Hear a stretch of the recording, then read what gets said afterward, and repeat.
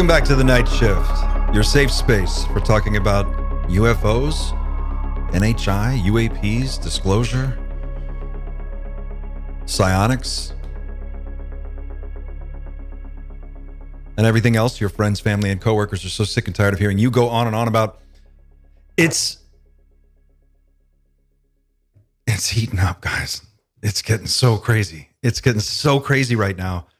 We've got a great show. I hope we have a great show for you today. I think we have a great show for you tonight. Xander's back with us. For one, Xander, welcome back. How you feeling? Yo, it's good to be back. Great to be back. And yes, things are getting weird. Very weird. It's so weird. It's so weird. We're going to be talking about a few things today. We were going to do a completely different show. Initially, I had a different idea for what I wanted to talk about today. And then Pava, God bless him. Guys, if you're not listening to Psychoactivo podcast, if you're not watching it, if you're not subscribed to Pava's channel, you got to go there. You got to go there. Pava sends me a text the other day. And he goes, well, he said, no, yesterday. This was a few hours ago. I get a text from him on WhatsApp.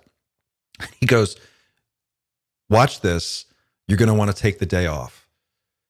And I was like, okay. And it was the link to the full Ross Coulthart, Jake Barber interview. And I spent all this morning listening to it, and it's melted my brain. And I was like texting back and forth with him and Xander, and we were all kind of talking about it, and I'm sending it to other people. I'm like, have you guys seen this? This is it. It's insane. So we're going to talk about that. We're going to talk about the Bledsoe Said So podcast, where Chris Bledsoe was a recent guest. Chris Bledsoe, of course, one of the most famous experiencers in all of ufology, one of the most well-known and still alive and still active and amazing stories. And he's just going to blow your mind with some of the things that he had to say. And we're going to talk about the Age of Disclosure, the trailer for the new Shot in Secret documentary that is going to premiere, I think, South by Southwest. And it's just going to be a great show. So thanks for being here. Welcome. It's good to be back with you all. Pavel's actually going to drop in at some point. He told me he would be joining us in a little bit. So we'll see. Maybe he likes to wait until about the first 30 minutes to swing on by. So we'll say hi when he comes in.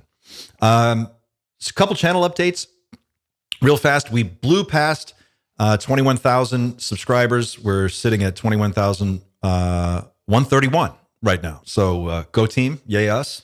Great job, everyone.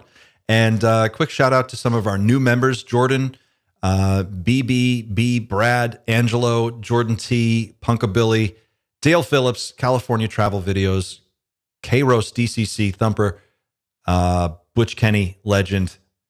Welcome aboard. It's great to have all of you. Thank you so much for being members. All right. With that out of the way, shout out to everybody in the chat. Shout out to all of our mods in the mod squad. Welcome aboard, everyone. It's going to be a fun show. So I don't know where to start, Xander. I know you can't. You can't talk much because your voice is strained. So I want to. I've got like 500 words, and then my voice will go, and then that'll be it for the night. I'll be I'll be holding up signs the rest of the rest of the night. But you've just finished. Well, you're very close to finishing the Barber interview, so it's so fresh in your mind. Obviously everyone was a little bit let down. You could say let down by the. I guess you could say how overproduced the original interview was that was aired last week. It was just here, there, and everywhere, wasn't it? There was no narrative that you could really catch on to. Whereas this, I watched it this morning. I agree. I feel as it's the interview that should have been aired first time around.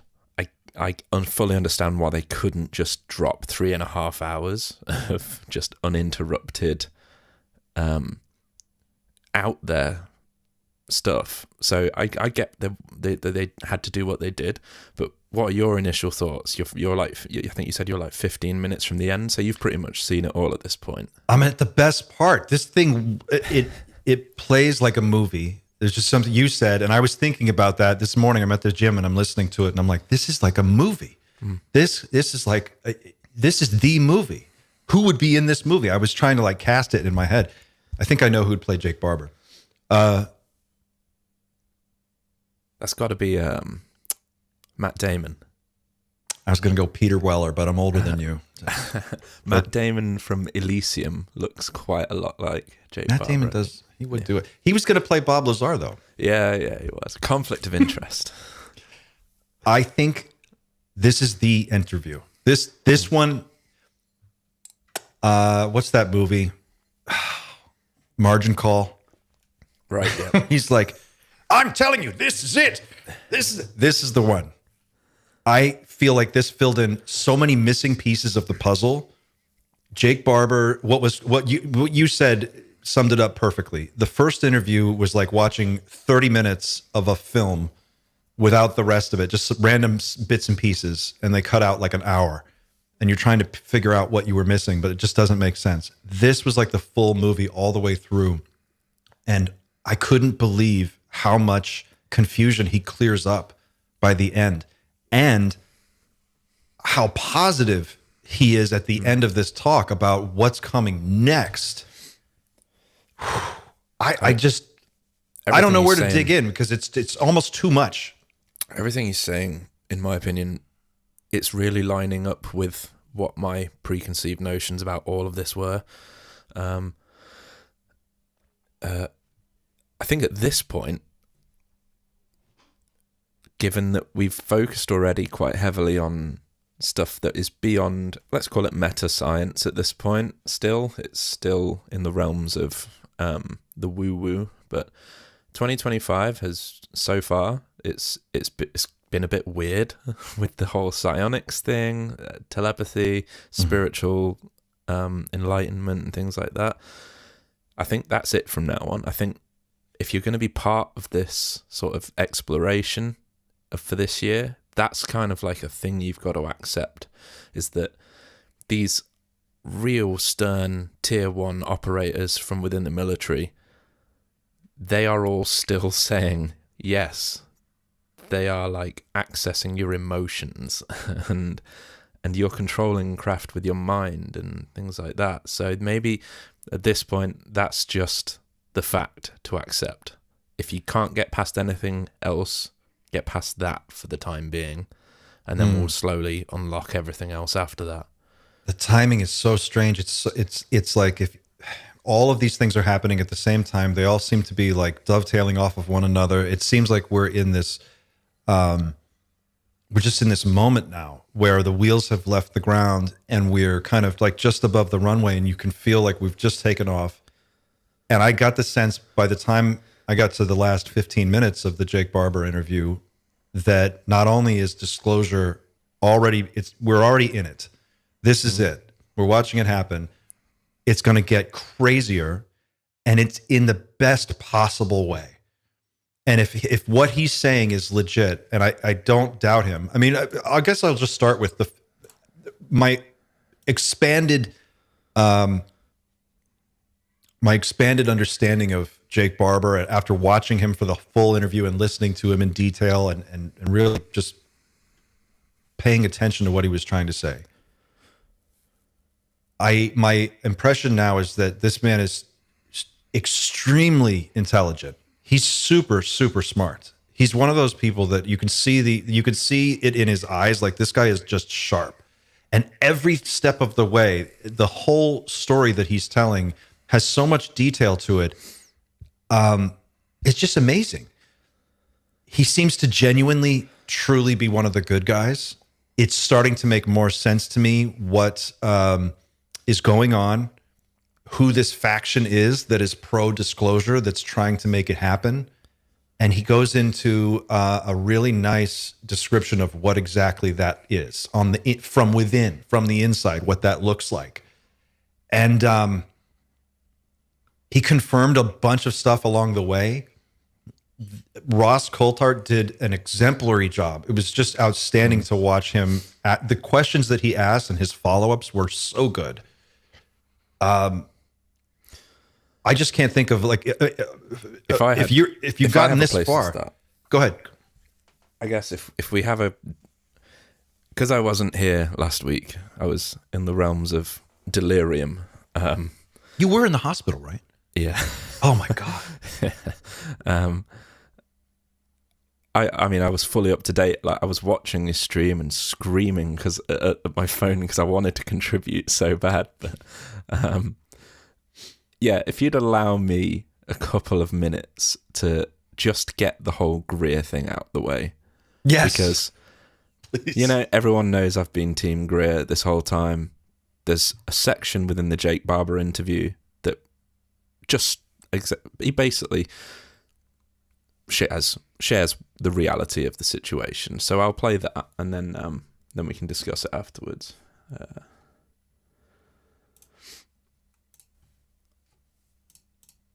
In the course of your high-value target investigation, you met Dr. Stephen Greer. Yeah, I did. What was the purpose of meeting Dr. Stephen Greer?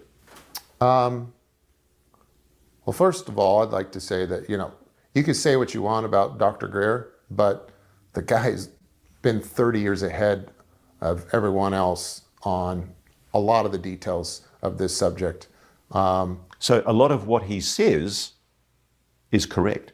To me, he's like the Bentwaters. Like, we had everything we needed in 1980, and now we're fishing around for morsels of that. This guy, he's been ahead of everyone. And what I find quite funny is the one thing he gets the most shit for is the one thing he's probably most right about, and that is his CE5 protocol. So CE5 is when he uses meditation and he claims it engages telepathically with the phenomenon. Yeah, that's his term for it. Like, we don't use CE5. We don't use Dr. Greer's protocol. No to other people in the program or subsequent programs. So CE5 is real. Yeah, if we're going to use his term, I'll tell you what is real is the ability to go into something like a meditative state and summon UAP and pilot UAP. That is real. That's 100% real. Wow.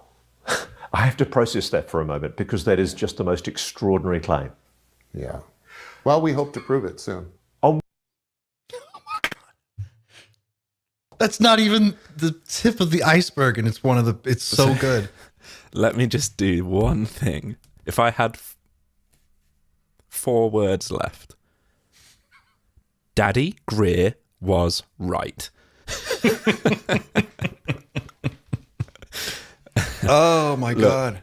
You've been waiting to say that. Oh, honestly, like a week.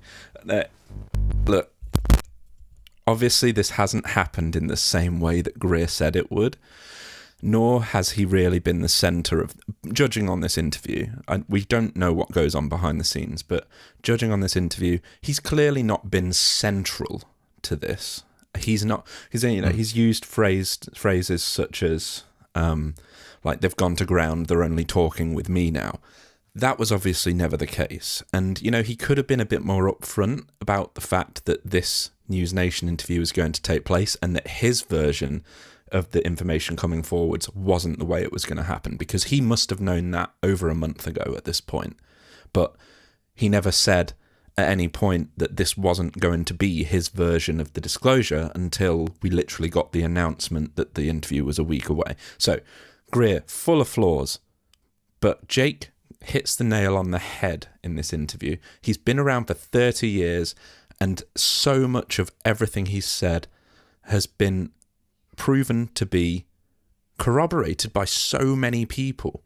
And yes, it's cool to make fun of like how often he debriefs people. It is funny, and I think people should be able to make fun of themselves in the same way, and it'd be good for Greer to have some humility and do exactly the same. But the core of what he's getting at seems to be legitimate, and I think his name has been dragged through the mud so badly, and not all for bad reason. But at this point, we need to listen. We need to continue to listen to what he says. I think that's my conclusion of all of this. I think he could communicate far better, but basically, I think what he's saying is legit at this point. I don't know if you have any differing thoughts at this point. I don't. I would just say this regarding Greer.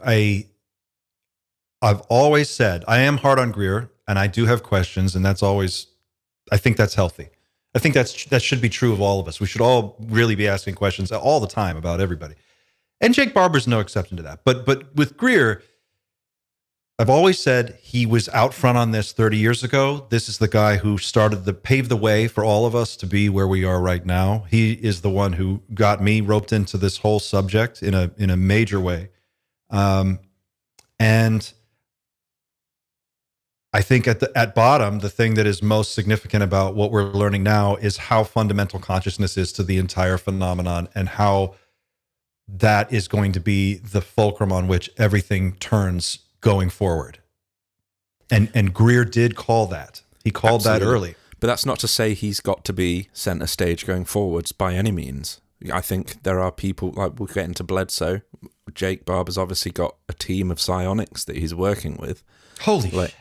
Yeah, how mad is that? By the way, today's episode is brought to you by Ingo Swan's ESP for everybody's natural guide to ESP. So if you want to learn how to do this stuff, take it from the Michael Jordan of remote viewing. Everybody's guide to natural ESP. Sorry, Xander. I'm sitting here on the desk. No, yeah, not that he's got to be center stage going forward. I don't think he should be. But clearly he has facilitated some of this story. By all accounts, Barber contacted Greer before anybody else, purely because Barber was still working at recovering these hard drives. That story is a whole other thing that's so crazy. Do you want to tell that story so people know? I wish I had it lined up, but either way, it's quite a long story to quite a long clip to show, so it's probably a good thing that we don't show it. But we can get into Herrera and show a clip of Herrera shortly. Well, to your point about the Greer thing, more or less, one of the other things that stood out to me about this interview was how he comes into contact with Greer was so interesting. And it is a long story, but to shorten it up a lot and really just give people the Cliff's Notes, Jake Barber's private mercenary team of expendables, more or less. Like, that's the part that's like a movie. It's literally like the A-team. If you have a problem and no one else can help, and if you can find them, maybe you can hire the A-team. He was the A-team. They're looking for these hard drives that contain sensitive data that I guess shouldn't be leaked, and they're trying to figure out where it's going to go. And so they preemptively seek out Dr. Greer and go to him and say, look, someone may come to you with some hard drives or some information that we are waiting for, and we're trying to intercept that.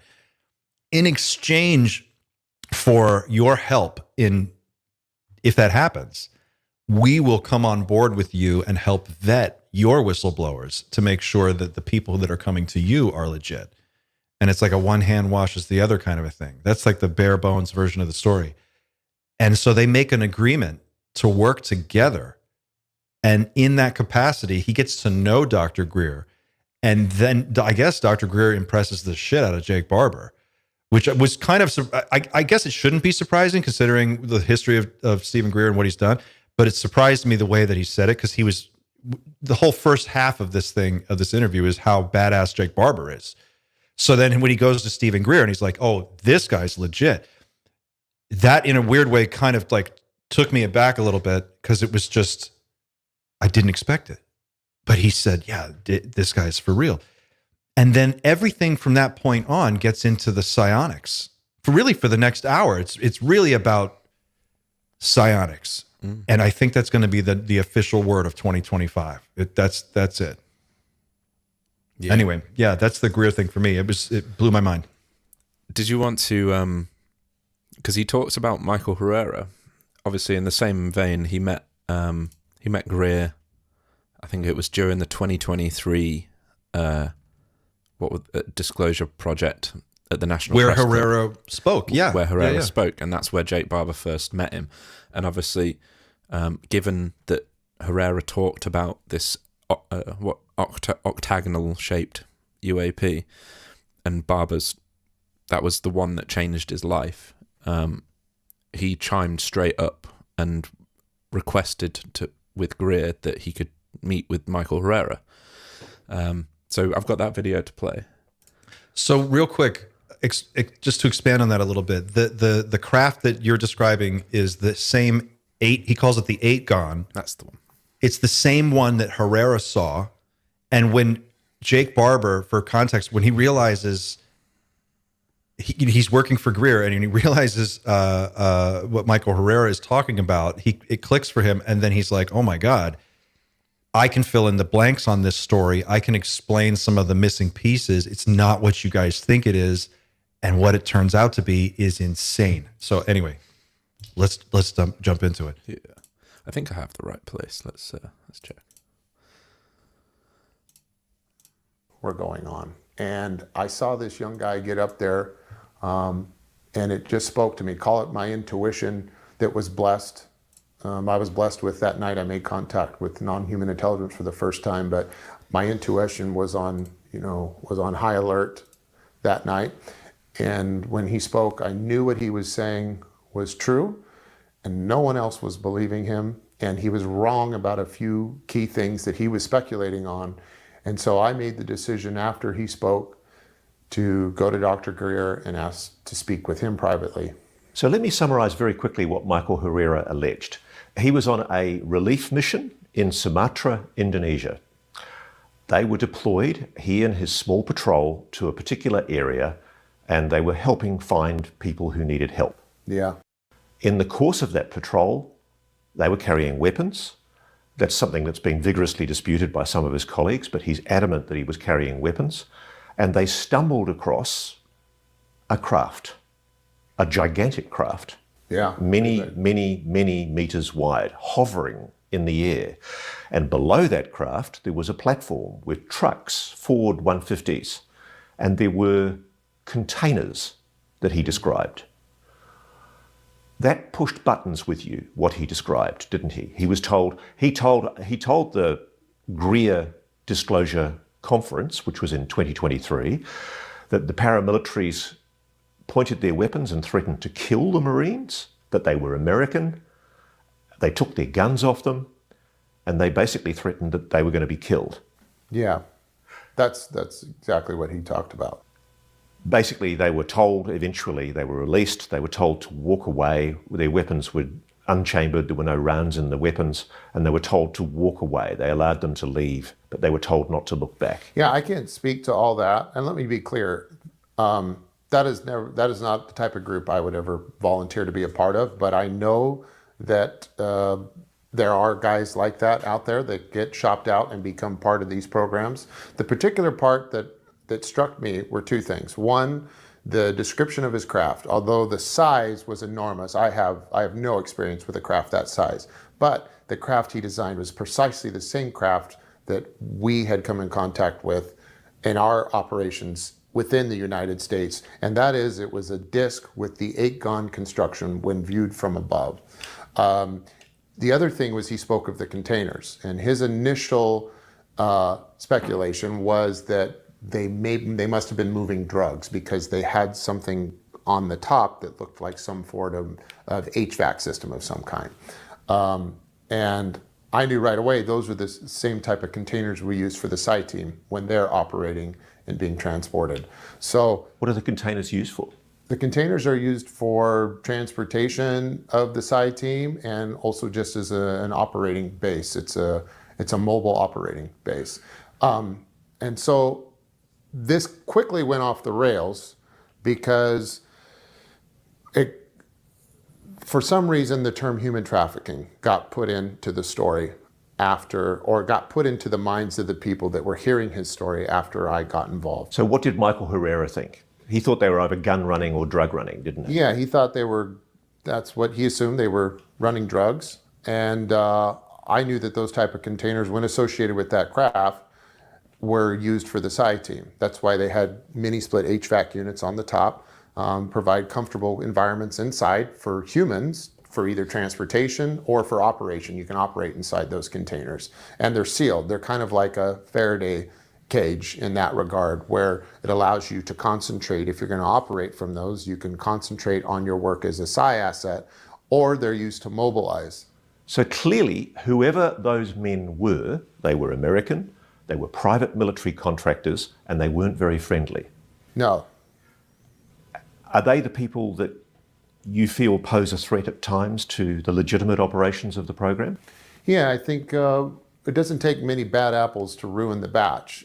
Because to make the point, you're at pains, aren't you, to I guess we can leave it there. It's great how he fills in those little, because I always wondered why would there be human trafficking? Like, why would they be cramming humans into these containers? And Jake just seems to know it as a matter of fact, like that they're not cages, they're just mobile offices. And he knows that. It's just such a fucking crazy detail. Like, the expanded story behind it is like, he goes on to talk about these assets, the psionic assets, are extremely well taken care of. They love what they do. They are a part of this program because they want to be there. They're from all over the world. There's a clip towards the end. Do you have this clip where he talks about who they choose and how they select? No, but I've got it timestamped for it. All right, somewhere. excellent. Yeah, just to add to that point, he says these people literally like live their life basking in the light of what Barber felt when he felt all of that love and energy coming from the ship. So he says like these guys are super happy because they're just basking in the glow of spirituality all the time. They're basking in the glow of this spiritual whatever all the time. They are chosen. There are certain groups of people who have what they call their P3s. They have the psionic predisposition. I wrote it down. What is it? Psionic. I just had it written down. Oh, it's under my phone. Here it is. What was it called? You and your old school lost paper. it. I've got too many this is the pieces problem of with paper. This is the problem with paper, but it's the problem with yeah, all of it. But anyway, psionic predisposition something, and it's a 3P designation that they have for these people. And there's certain groups that are more predisposed to having this psionic capability than others. And he goes into a sort of detailed explanation of who these folks or the groups that these folks are selected from. And then he explains how they can connect with a craft, remotely pilot the craft with their consciousness. I assume, based on what he's saying here, that when they're in that mode, that's when they're in this sort of like blissful state, which is a totally new data point for me. I'd never heard anything like this. They can pilot, he says at another point in the interview, they can remotely pilot the craft down to the ground or get it close into like a certain zone. And then they have to like disconnect from the craft, and then they hit the craft with an EMP. And that's how they catch them. And there could be consequences if the mind is still connected to the craft in some way. Do you remember what he said? No. A piece of your consciousness can stay inside the craft.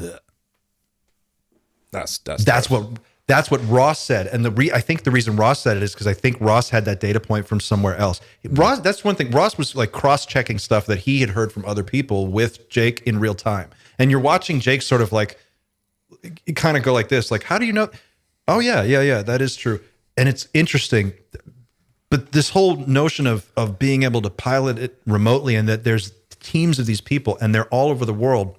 He goes into this story about how private companies and private individuals are running their own crash retrieval programs. He's like, this isn't just a government thing. There's tons of groups doing this. And the government is just one of them. They've got their own psionic assets that they work with. And it's just like, the scope of this story just became enormously more complicated and interesting. Maybe we go to the section where he talks about that large gathering of influential people. What was it called? The Esalen. Before we go there, so I think the big thing, the big takeaway from all this, that I'm just now like getting to a point where I can summarize it in my own head, is that here's what's going on, people. Like, if you want the short version of what Jake Barber's talking about in this interview, here it is. The people inside the program who have been doing this for the American military for however long are all not all, but I think most of them are super smart, highly trained, high speed individuals who are committed to their country. And a lot of them are not happy with the situation regarding the secrecy behind all this, and they are defecting. And because they all have a particular set of skills, they have gotten together and formed this group of intelligence operatives and trained military experts and guerrilla warfare tacticians and strategists and officers and scientists. And it's basically open source. All these people are out now. So they've just gotten together and they've gotten the funding, private venture capital funding, which I guess is where the whole Wall Street connection comes from that we've talked about here for a while. And they're going after it. They're going for this thing. They're going to do it. They're going to, not only are they going to go get a craft, but they're going to show it off. They're going to do this whole thing publicly and they're going to show the world. And it's crazy. And can we watch that clip that you've queued up and he'll explain what happens next? The Esalen clip? The Esalen Institute. So I didn't know what this was, but we'll play the clip first and then... There was a gathering at Esalen. Okay. And a lot of very high net worth individuals who were interested in suppression of non-human intelligence attended. What happened? I think something epic happened. I think something happened that, if it was fully documented and understood, would go in the history books. I had a feeling last week that that was historical. It felt absolutely historic. What you had was a combination of the world's leading, like most frontier scientists. You had people that were top experts in all their fields. And then you had a variety of fields that was outrageous. We had neurosurgeons, doctors in neurosurgery. We had physicists. We had high net worth individuals in the billions that were extremely open-minded and had a frontier attitude towards all this. We had mystics. We had psychic kids. We had children from Germany that could harness and actually showcase their ability to perform telekinesis, their ability to psychically see things with their mind, and were able to prove that to all of us. We also deployed some of our psionic assets that we've used and are part of our new team with Skywatcher, and we summoned UAP. We had the UAP come and fly around and visit and hang out with us and take off. And I have to say, I saw it too. Yeah. And it was profound. It's a spiritual experience, and what you're trying to do now is replicate in the private sphere what's being suppressed in the public sphere. Yeah, you know, we're not looking back. You know, we can leave the bad actors of the past, we can leave them with their lies. We have no need for that. We're looking forward. I am absolutely confident that we are capable of generating the type of high quality sensor data and photography and film evidence that everyone is wanting. I'm also confident that if we continue on the path with our government agencies, that we're going to get a craft, we're going to get material in hand. I know it's possible, it's just a matter of working out the logistics. But I'm just exploring this with you. The implications are that there's one part of the black world of the US government that is being hidden from Congress, hidden from some presidents I know, Yeah, working on retrieved alien, non-human technology. yeah. It's being kept from the knowledge of the American public, and yet they're being funded with taxpayer dollars, billions of taxpayers' dollars, if you believe it. Yeah. Oh my gosh, that's as good a time as any to bring Pavel into the chat. Yeah. Hang on. Pavel's entered the green room. There he is. I'll adjust Dr. your camera. Jones. Hey, man. I think you're muted, Pavel. Hey, sorry. Yeah. How's everyone doing? Better now. After What watching a that interview, wild- you weren't kidding. What a wild day, huh? Dude. I told everybody when we started the show, I was like, when Pavel talks, you guys got to listen. He is got his finger on the pulse. You melted my brain with this one, dude. What do you think? What did you take away from this Ross interview, this full interview with Jake Barber? What was your, tell people why this is so significant in your own words. Well, first of all, I think Jake revealed part of the phenomenon, not the entire scope of it. He revealed the part that he is interacting with, and people who engage in this type of communication have interacted with for a long time. And this obviously includes the indigenous communities who I keep going back to an interview I saw. I think it was a Brazilian channel where they interviewed people from indigenous communities in the Amazon forest, and they talk about these beings as if they knew them forever. I think it was Iwabanku or something like that. I think They have a name for it. the ant people, I think they call Yeah, it. They say they live yeah, inside the earth. yeah. And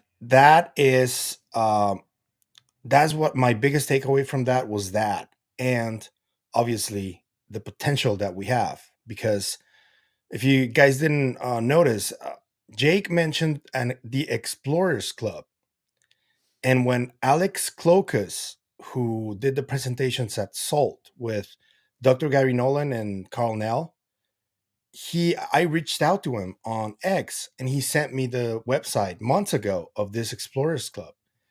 And over the last few months, I've been getting names of people who are part of this Explorers Club. And when Jake and Ross talk about this event that happened a few weeks back, that is part of the Explorers Club. That's what he was talking about. Okay. Yeah, that's what he was talking about. Perhaps if we sort of talk about what Esalen is, because I imagine quite a lot of the audience probably doesn't know what it is. So let me pull up this clip. Not clip, sorry. Yeah, it's just a website that we're going to look at. We're going to look at Esalen's website.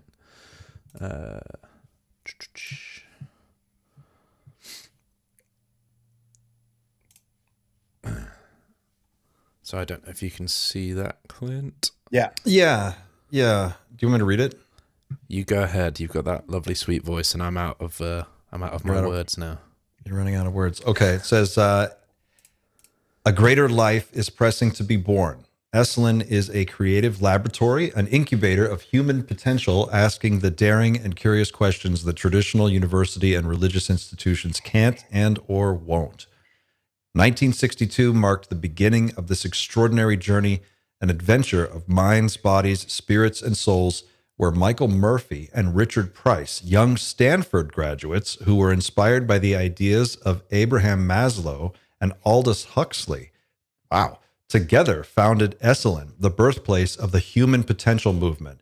Today, more than 6 decades later, Esalen is a world-renowned holistic learning and leading global retreat center for guests and faculty to explore and realize their human potential through experience, education, and research. Public workshop and private conference programming pushes our growth edges closer toward collectively living in a more just, creative, and sustainable world. Well, that sounds lovely. It says, we envision a world where Esalen is a major catalyst in the transformation of humankind, working with individuals and institutions to integrate body, heart, mind, and spirit and community in a nurturing relationship with the environment. Our Big Sur campus is a community-created space that resides on land that was historically inhabited by the Esalen tribe and is currently co-stewarded with the Esalen tribe of Monterey County. And they sponsor pioneering initiatives and offer personal, spiritual, and social transformation programs for residents, interns, and workshop participants. Esalen, as both an idea and as a place, provides a nourishing container for visitors, guests, and faculty curious to explore some of what works and what doesn't in the ongoing search for individual and collective growth, transformation, and healing. And then it just goes on. some of the people involved underneath. So a it's lot like of one of detail those. here. It's like one of those places where you effectively go to like explore your own mind, I guess, and grow spiritually and stuff like that. It's just so interesting that a tier 1 helicopter pilot would that's involved in crash retrievals would be so interested in something like that, and even potentially hold some sort of event there. Pavel, I got the link for the Explorers Club. I can share that now. If you know more about it, feel free to talk about Yeah. it.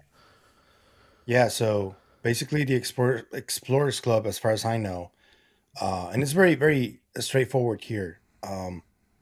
What I don't like about this, and I'm sorry if I don't understand it fully from people who are part of this, is that this seems to be sort of an elitist kind of club, because it was formed by Cloacus, or he's part of it at least, and it's an event that is like accessible to only a select group of people, billionaires, scientists, free thinkers that are famous, stuff like that.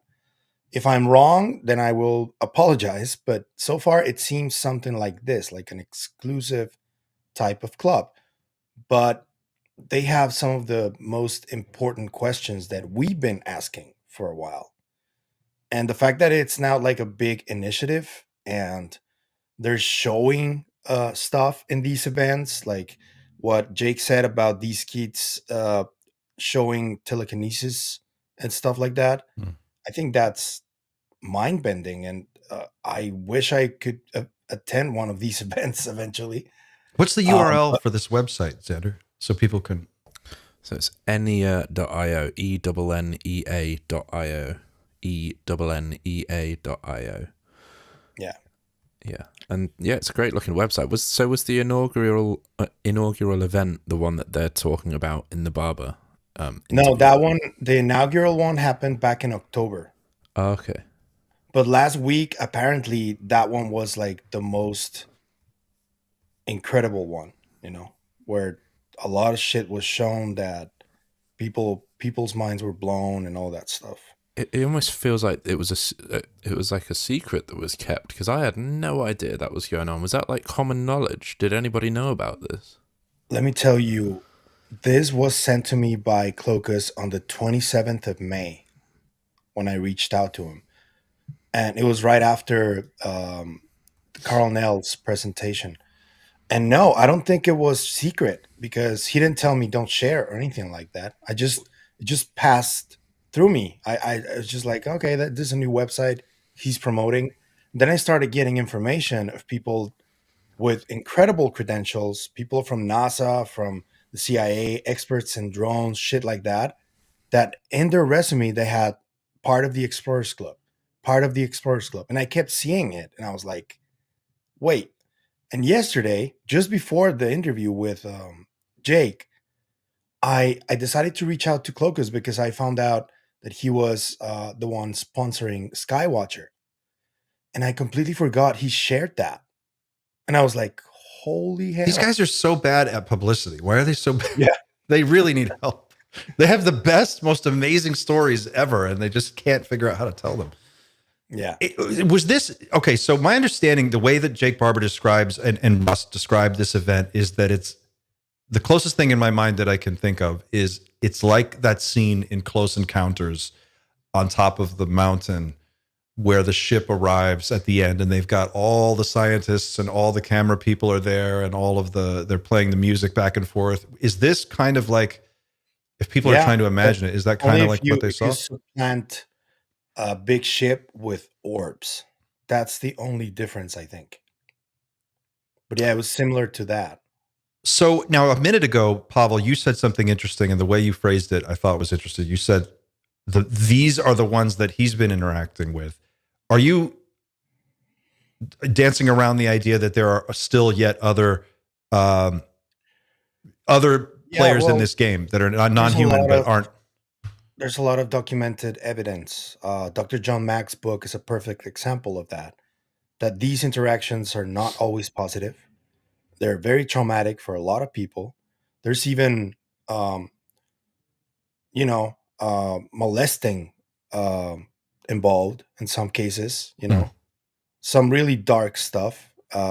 If you talk to or read Whitley Strieber's book, and he just came out with another book, actually, The Fourth Mind, I think it's called. Uh, you can tell that there are a lot of different interactions that are not consistent with what Jake is talking about here. But what Jake is talking about here is consistent, for example, with Chris Bledsoe's story, which is, Yes. for the most part, positive. And I think that there's also a misconception because they say that gay men who are left-handed are more like prone to have these sensibilities, but I would want to disagree with that because I think that men, even if they're gay or straight, who are more in touch with their sensibility and their feminine side, because we all have one, those are the ones that are more in tune with those abilities. Men who are like shrouded in this false idea of masculinity, because I think the mere concept of masculinity has been twisted, It's toxic, especially, Pavel. It's yeah, toxic. especially over the last 20 years. And I think masculinity is something really positive, but it's being confused by that other thing that Yeah. doesn't treat women right and has this idea that men don't cry and men don't have to share their feelings because they look stupid or ridiculous, or that is why I think there's this confusion right now. We do live in a world that is overly divided by this masculinity against femininity, and I think that needs to change at a certain point. This is a good first step, I think. It's both, isn't it? I mean, right. I agree with you. There's this. I think that there are aspects of masculinity that have been probably just overemphasized in our culture because it's profitable. Just like there are aspects of femininity that have been commercialized and turned into something that's sort of distorted from what it should be. But at the end of the day, it's really a balance, right? I mean, that's what the yin yang is all about. It's this Yep. this sort of balance of sensibilities. I noticed he said a few things. He said gay left-handed men. He said women, and he And said children. specifically children. It's Yeah. like kids can do this, and because they're so free, they're just not encumbered by the weight of the world. Maybe Yeah. they're more. And I also thought it was interesting that he suggested that a Faraday cage is helpful to put these people in a Faraday cage, so when they do their contact protocols or whatever it is they're doing, Yeah. that they can be more effective. And this gave me another clue to why my main case of Dr. Greenberg, of why he disappeared. Because if you look at his work throughout his entire career, he studied kids. He taught kids how to read without looking. He studied shamans. He studied the most famous Mexican shaman in history, Pachita, and all of their psi abilities. And then he tried to replicate telepathy. He tried to make it mainstream, to announce it to the world that it was real. And when he was trying to do that, and he was going to be extremely mainstream because he was going to India, that's when he disappeared. And I think that he also used Faraday cages. That's why I brought it up, because his main experiment was with Faraday cages. We And talked about we were just kind of like kicking it around internally a while back of like, could you take were you part of this conversation, Pavel? I think you were. We were talking about, could you take a float tank, an isolation tank, and put run an audible frequency through it, so you get the water going at a certain frequency and you get the person I floating in the wasn't tank. part of the conversation, but this is really interesting. Please And keep going. if you could put that in a Faraday cage, you could create basically a space capsule for psychonauts that could, like, you know what I mean? Like, you could actually build a room that you could go into that would be conducive to or enhance your ability to react telepathically or Sort of communicate. like Cerebro, right? From the Kind X-Men. of, but probably, I'm sure there's like a low tech Home Depot like hardware store way you could do it, like a little kid's pool and some chicken wire. But but I think because sort of the crux of a lot of the work that you've been doing at Psychoactivo has been about, and correct me if I'm wrong, but my takeaway is that you're working on ways that this can be crowdsourced, sort of like open sourced. It starts, and let me tell you something that I've been introduced to since I was a kid. There's this sort of like seminar that I attended when I was younger from a doctor who is Mexican. His name was Rutilio Romero Higgins, and he created a method that has like elements of a little bit of everything. It has elements of Gestalt, elements of uh, um, what's it called, productive programming or something like that. And they taught us how to use, for example, one of the tools is called the observer. And it's basically you focus your mind to observe things that you want to either happen or you want like to avoid. And you start using it through meditation, and you close your eyes and you start using it. And what I didn't know back then is when they taught me how to use my observer, I started using it de facto my entire life. And I've been using it my entire life. So, just to give you a stupid little example, my mom always complains with me that whenever she goes to Costco or somewhere else, and there's a lot of cars and she can't find a parking spot, she always complains that I always find a parking spot within the first 5 minutes that we arrive. It doesn't have to like, and it always happens. She's like, "How the fuck are you doing?" I'm like, "You taught me this. You were the one who brought me to this seminar. So I've been using my observer for my entire life." That's one thing, you know. But there are many different things that I think that we can start learning how to use in order to improve our entire ecosystem, you know, not just our lives. Because we need to understand also, whether we like it or not, we're eventually moving towards that um, connectivity between ourselves. That's where we're going. I think the part of the interview where Jake Barber talks about what he calls the League of Extraordinary Gentlemen. Do you remember this part? Yes. He goes, that's what he says he calls it. He calls their group the League of, this is just his term for it. He goes, I call it the League of Extraordinary Gentlemen. It's a group of individuals, both men and women from all different parts of the military and government and intelligence. And these are the people that were in the program. They have the skills. That's who they are. And now they're doing it with private funding, and they're going to do it. Now that remains to be seen. But of course, what he says is they're going to show this to the world. They're going to make it open source. And he's saying they're going to try to capture a craft. I think that's more or less what he describes. And that would be the thing. So that's in line with, he goes on, he actually talks about catastrophic disclosure, and he says that's not what we really want. Be careful what you wish for. He says that a bunch of times too. He says we don't want catastrophic disclosure. We want a controlled disclosure, but we don't have to wait on the government for that. We could go do this on our own. Another part that he mentioned that I thought was interesting was he kind of defended the military industrial complex. That was interesting too, wasn't it? I do see where he's coming from, because he's from the military background. He probably has a lot of friends there, and he grew up in that culture. But I think Jake must understand how the culture has been so contaminated over the years that a lot of things do need to change within the culture in there. Specifically, places like, for example, the CIA or the Air Force, who've always been very closed to the public in many ways. And the CIA, we know they've done a lot of shady stuff over the years. Oh That my when God. when it all comes out, man, a lot of things are definitely going to change. And I'm sure he understands that. I'm sure he sees it. But where he's coming from, I think, and this is something that I've been speaking to scientists who have clearances and stuff like that um, over a few months, and I can see that there are a lot of good people there that do want the truth out.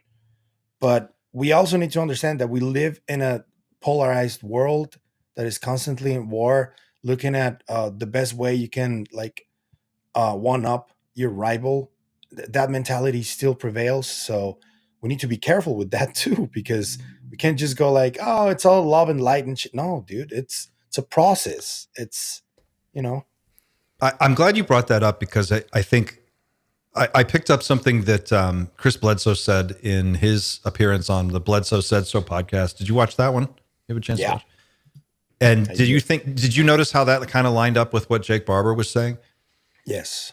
How he said that Chris Bledsoe says that the orbs are the UFOs. Like, it's all the same thing. The orbs can manifest as a UFO, like a physical craft. They can manifest as an orb. They can manifest as a physical being. And I think I'm paraphrasing, but he said that what we're going to start to see starting very soon, he said we're going to see them manifest. The orbs are going to show up and allow themselves to be photographed and seen. And then I guess to some extent, they're going to start to manifest as beings. And he has a dream that he talks about. He had a dream where he was out west, somewhere out in the American Southwest, and he sees seven suns, or was it three suns? And they then go down. Mm-hmm. And then another sun, like kind of far away from the rest. He has this really bizarre. Yeah. Is it in one of these clips? Because I've got a couple of clips, haven't I, from the Bledsoe podcast? Yeah, let's take a look. All right. And you said, but I feel like those original sons that descended were the old evil powers, The old powers, going away. Yeah, and the return. Yeah. Wow. The shift in the age. The return of this powerful force is coming. And it's coming. I've warned everybody for the last 15 years this is going to happen. And the sky's full of stuff right now. Yep. And if you read my book, I've been writing about this for 15 plus years, talking about it.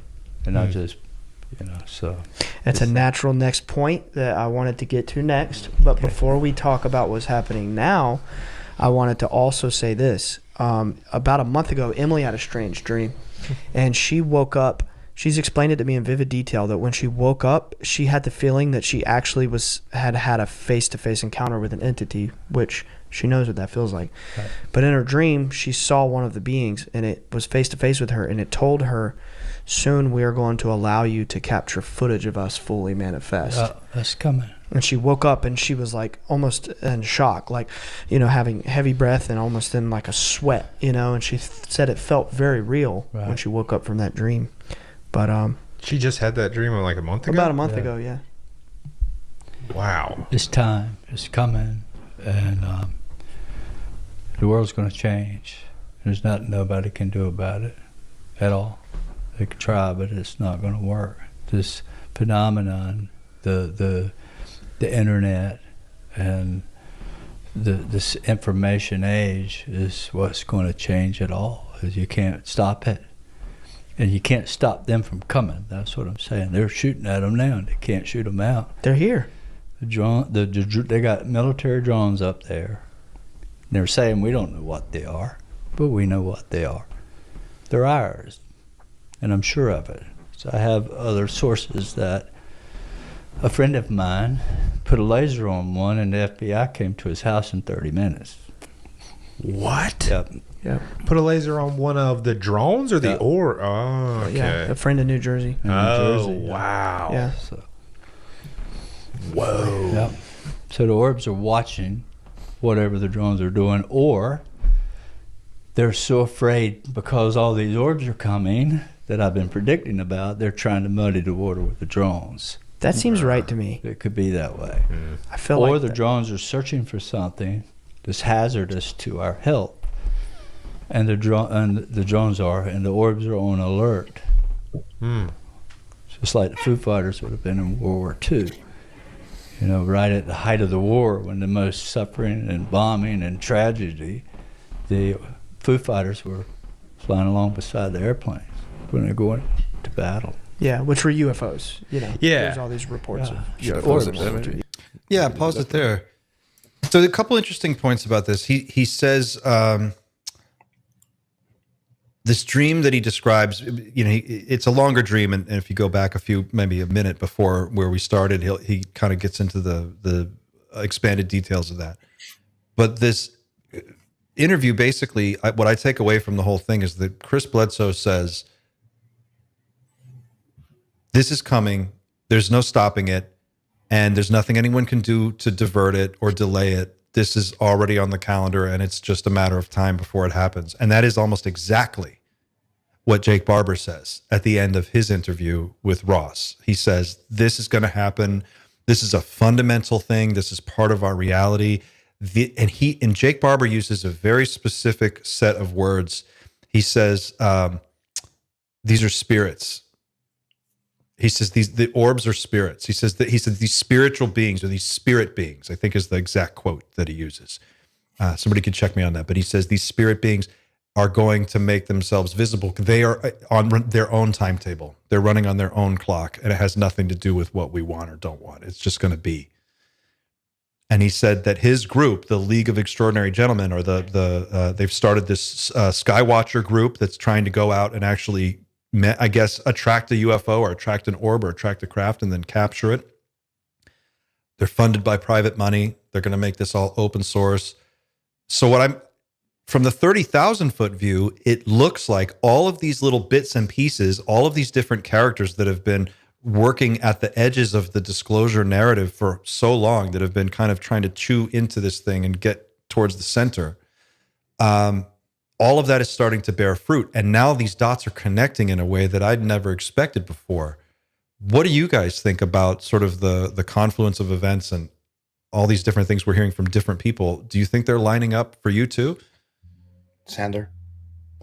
Yeah, absolutely. I'll be brief because my voice is totally shot at this point. But yeah, everything it's been making sense for about a year for me now. In terms of like the fundamental question, which is like, what are these actual things? I don't think there's actually a word that describes them correctly yet. I think eventually they'll fall into their own category, where we'll have aliens, gods, spirits, angels, demons. They'll sort of all coalesce into this. Okay, they're the other guys. Like they're the ones that we know are responsible for this, and we'll call them that. That will be the name that they are from now on. But in terms of what everything is, yes, everything's lining up.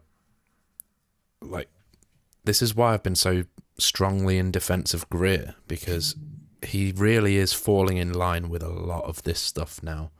In terms of, I'm still a firm believer that it's likely that all of these NHI are peaceful, and so far Barber's had the exact same sort of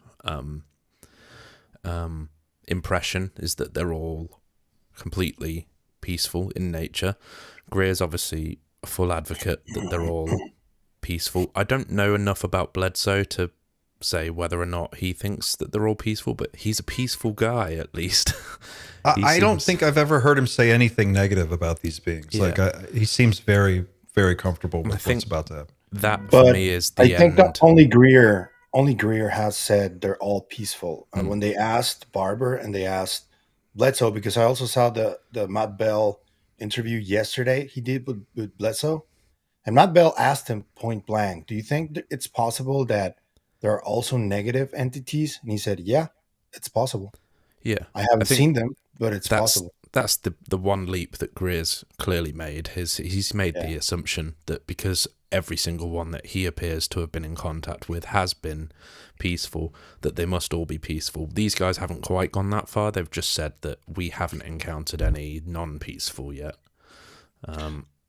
So that would be my take. I think that Jim Semivan's testimony in that documentary Dan Farah is dropping, I think that he's going to talk about the negative experience he had a little bit more in detail.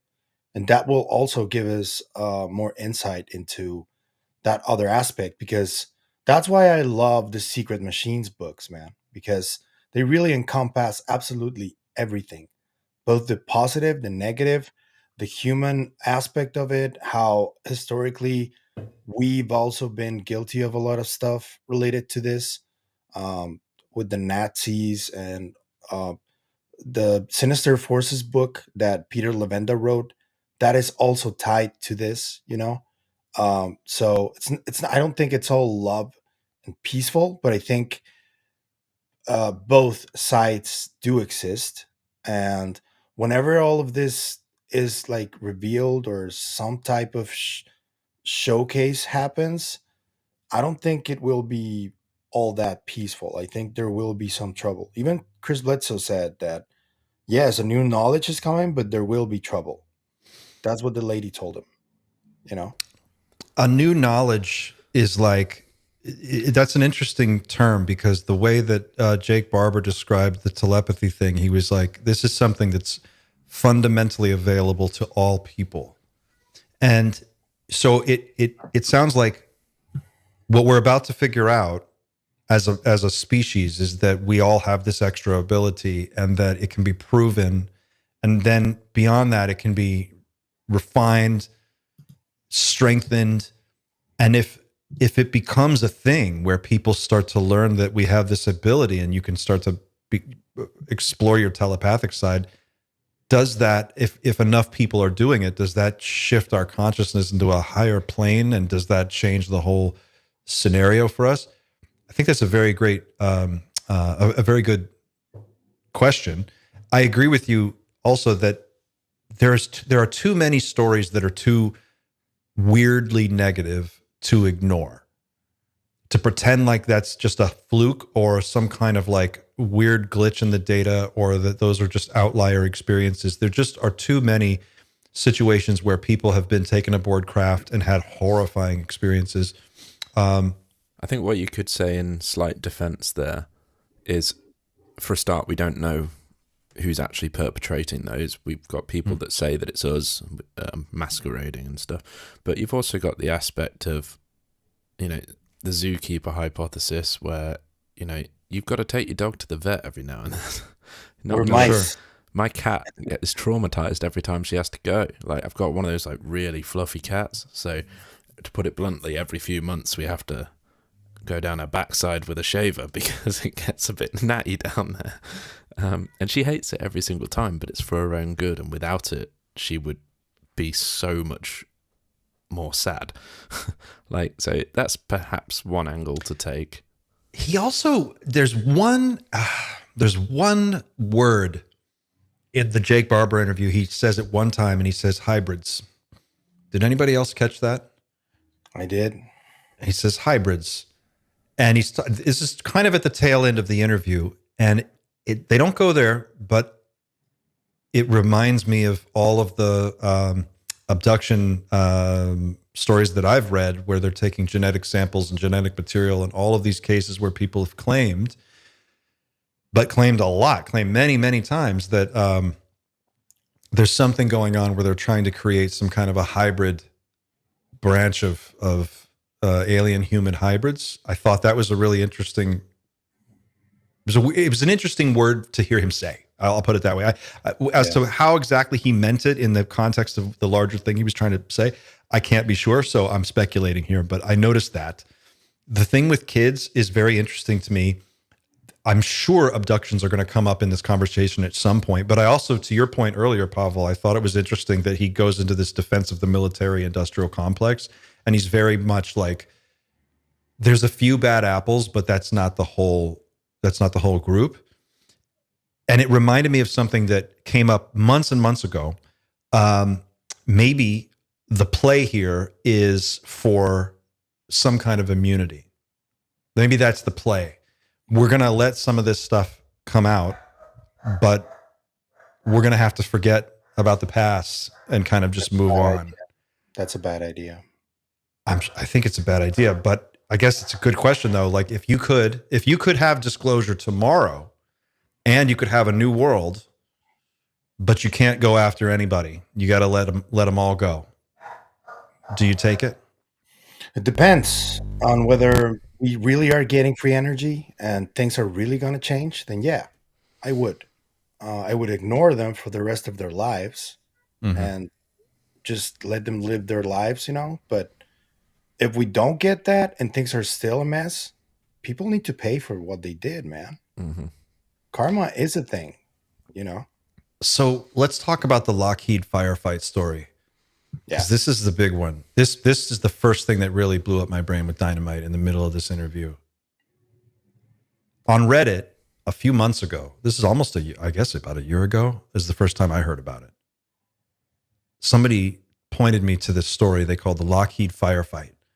And I followed this rabbit hole, and it was this guy on a YouTube channel that had been interviewed, and he was saying, he was telling this story about 2 crash retrieval teams come upon a crashed UAP in the middle of nowhere, unbeknownst to one another. They both arrive at the same time, and they get into a firefight. And in that firefight, a number of Americans are killed.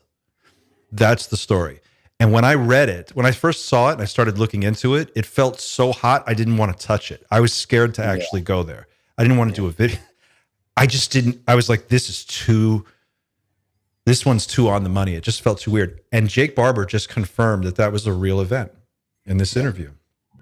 Yeah. That a private aerospace company had contracted with his group, which were all former crash retrieval experts in their various fields.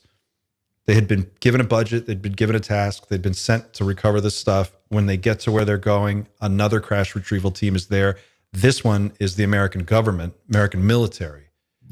And what they were tracking on both, they were both tracking the same craft, but that craft just so happened to be an alien reproduction vehicle. This is according to Jake Barber, that was built by human hands, but was basically a UFO built by humans. Their craft goes down. They send. At the same time, the military is sending a team out thinking this is an actual UFO. They get there, they get into a firefight with each other, and a couple of Americans die. And when he tells that story, he chokes up and he gets really weird. And it was a weird one. What did you guys make of that? What was your takeaway from that bit? Me? Okay. So I've been hearing about this for months now too. And what I know now is that this crash actually happened in Mexico. Was So it in I'm Mexico? it was initially, it wasn't clear if it fell on New Mexico or in Mexico, but it fell in Mexico actually. And I'm looking into this. I was very surprised that Jake said that specific piece of data, because I found out about this being in Mexico about 2 weeks ago or something. Mm. So I'm looking into it, and I still don't know whether actually looking into it deeply would maybe get me in trouble. I'm like being really careful about it on who I ask and all that. But it's something that also is consistent with what Jake said, is that this incident is just one of many that have happened for a long time.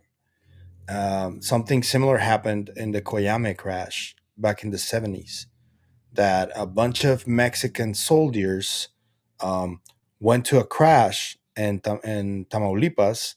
And when they arrived, there was also like a CIA operation that got there. And the CIA guys claim that all the Mexican soldiers were already dead when they got there. And honestly, That's what I all the don't believe- CIA guys always say. I don't believe that shit for a second, you know? We all saw Sicario. Yeah. I think that's where the story gets really weird. I had a conversation with Kelly Chase a while ago, and to your point, Pavel, she said, I don't talk a lot about aerospace companies because it can affect your quality of life. That was basically what she said. She's like, I stay away from that one. And I was like, yeah, I think you're right. I think I'm going to steer clear of that too. But it looks like it's going to be coming out one way or the other. He seemed really weird. He was talking about it like it was the hottest of hot potatoes, and he really had to be careful about how he phrased. He's speaking in code and blinking in Morse code the whole time, and he's trying to say like, yeah, this was like I was part of that, but he's not actually saying that. It's a very interesting clip, and you can tell that was the moment. He says that was kind of the moment where it all went sideways. And then he and his team decided internally they were going to flip the script on this thing, and they were going to go after these guys and try to blow the lid off this whole deal. And then that's where the shift really happened. He decided that this was going to be his new quest. And at the end of the interview, he's like, got this new, he's resolute and determined. And he's like, I've got my why now. I understand what my mission is. This is my only focus. This is my only goal. I can promise you we're going to do this thing. It's too important. It's too critical for humanity. We're going after it. We're going to make this happen. And he's like, I'm confident. And when Chris Bledsoe basically said more or less the same thing, that this is coming one way or the other, it just, all of these other statements that we've been hearing for years now started to click. And it makes sense now why all these different various CIA guys like Semivan, like Ramirez and so many others, and all of the cryptic things Lou has been talking about, they started to kind of come together. And I feel like that's really what this Jake Barber interview did. It filled the gaps in a bunch of different areas. It was almost like finding like 40 pieces of the puzzle that have all been missing and just being able to plug those in. And now we can see so much more of the picture. Yep. And I also want to recall when he said, I'm the boogeyman. That was cool. I was like, damn. He had all these great one-liners in there. Real life Chuck Norris over here. Also, what was the beginning of, did you watch the first 5 minutes of that whole Ross Coulthart bit where he's talking about Chuck Norris? Did you see that? The sponsor. Chuck Norris is his sponsor. For what? What is Chuck Norris trying to sell? Some type of medicine. I don't know, but he's one of his sponsors. Like I made a joke months ago. I made a joke months ago that I was like, oh man, we can't mess with Ross now. Now he has Chuck Norris on his corner and shit like that. He was super into Chuck Norris for the first 5 minutes. I just, I could not recommend it more. I would tell everybody this is the interview. If you don't know what to watch, you got too many things to catch up on. If you did one thing, take 3 hours out of your life and go listen to this full, complete interview with Jake Barber and Ross Coulthart, because it's the one. We only touched on like 3 or 4 major things out of that interview. They've got the whole, like, his whole saga with Dopsa, where he kind of turns the tables on Dopsa. That's a huge hero move. So yeah. He literally Liam Neeson's his way through that process. Yeah. And there's the whole Tough books. And I mean, very little of what we've talked about is about the actual egg and crash retrieval stuff. But really, it kind of, we've heard a lot about crash retrievals. I buy that he was on crash retrieval teams. Let's just hear what else he's had to say. Even he confirms that deep underground military bases exist. He says he's been to them. And then he gets pushed a bit, and he just immediately goes, not a chance. I'm not talking about that. I'm not going to tell you, Ross. not a chance. So yeah, I'd echo what you said, Clint. If anybody's going to watch, if you've got 3 hours, watch the whole thing start to finish, and it'll at least confirm whatever suspicions you might have. If not, you'll learn a hell of a lot more, like, new stuff that will fit really nicely into everything that you know so far. I mean, there was another part of that Bledsoe clip that you wanted to play. I don't know if it's still relevant or. We can come back to it in a minute. I was just going to go one step further on the whole thing that Herrera said, the expanded context that Jake Barber offers for that 8-gone craft. Herrera and his unit of Marines in Indonesia show up in the jungle. Here's this 8-gone craft, which he describes as enormous. Underneath it are a bunch of pickup trucks, just big ass F1 or F-250 pickup trucks or whatever, with containers, which I'm assuming he means shipping containers, is what it sounds like. He's talking about shipping containers with air conditioners on top of them, like those split unit AC things. And each one of those, according to Jake Barber, is filled with telepaths or has telepaths in it. And those are the telepaths that are in charge of, like, managing the craft and doing all this stuff. So this program is super deep. It's got to be, I mean, just the telepathy side of it has to be enormous. Yeah. One thing, though, that I think we need to clarify there is that there was a conflation of the information. When Michael Herrera first came out with his story, he claimed that he believed there was drug trafficking involved. And then someone planted the idea that he said it was human trafficking. And that was I not thought the it case. was him that said that. It wasn't? No. You sure? Jake said on the interview that somebody planted this idea, but he didn't say it was Michael. Hmm. And it's even possible that someone planted the idea on Michael after he came out, because he's been like talking to a lot of different people during this time, and I can bet money that at least one of those is some type of agent that is trying to sway him to a different direction, and yeah, that's well, it raises a whole nother set of questions, and there are still many unanswered questions, and there's he even says at the end, he's like, I don't know what I don't know, but what I do know is all this, and this is what I can talk about. But to what extent orbs and physical craft are one and the same thing, I'm still fuzzy on that. I need some clarity on exactly what that means. Are physical craft and orbs separate? Are they the same? Can one manifest as the other? Can they go back and forth?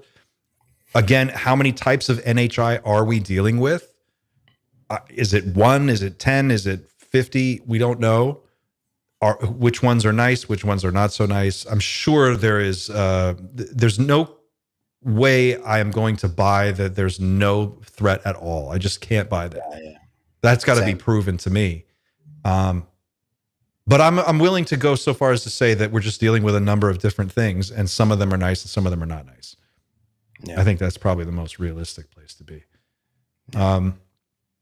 So let's shift gears a little bit. We got 30 minutes left. I want to know what you guys think of the trailer for The Age of Disclosure, which I have not actually watched yet. I was going to watch it for the first time today. I was hoping we could react to it live. Have you seen it, Pava? Are you wearing brown pants? Oh, man. This is going to be good. It's a serious question. Oh, man. I never wear pants when I do these things. Oh, that's disgusting. All right. And on that note, right. So, yeah, I've not seen this. I'm wearing pants. Relax. Clint, you've not seen this. No. Pavel, you've seen this, but no spoilers, please, in the next 2 minutes. And let's watch the whole thing. Oops. The American people are ready to receive the truth.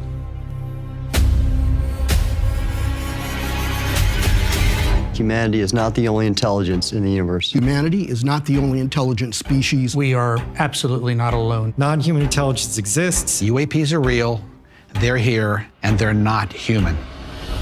I spent 25 years as a senior official with the CIA. I've worked on highly classified UAP programs. 28 years as an astrophysicist. I served as the 4th Director of National Intelligence. Director of Aviation Security in the National Security Council. A 1-star admiral after 32 years of service. People that come forward with this, I feel like they've taken their life in their own hands. I was recruited to a highly sensitive government program that investigated unidentified aerial phenomenon. For over 16 years, on behalf of the U.S. government, I worked as a senior intelligence official on the unidentified aerial phenomenon topic. We learned that the U.S. government was involved in a long-running secret war with other nations to collect and reverse engineer vehicles not made by humans.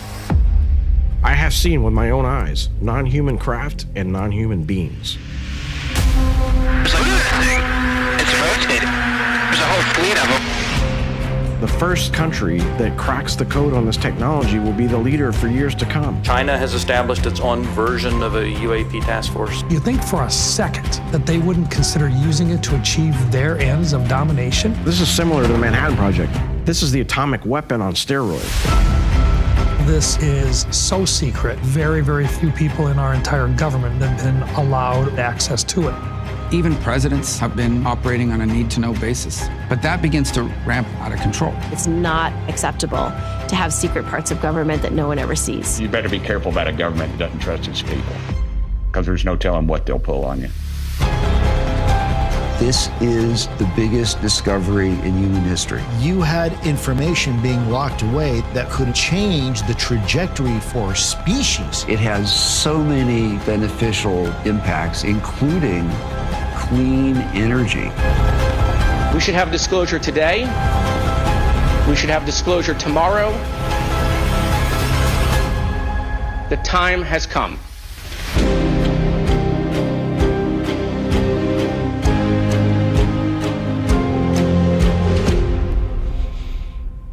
What else you want to know?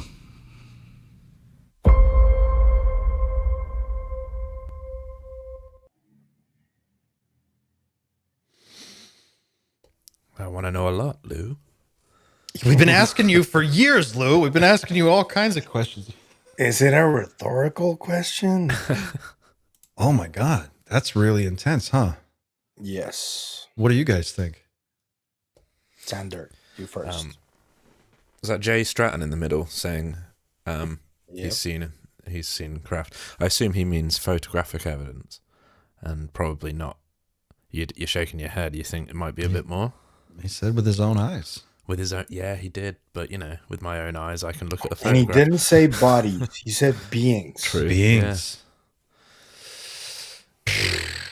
I think this is we're in disclosure. This is it. We're watching it. This is how it goes down.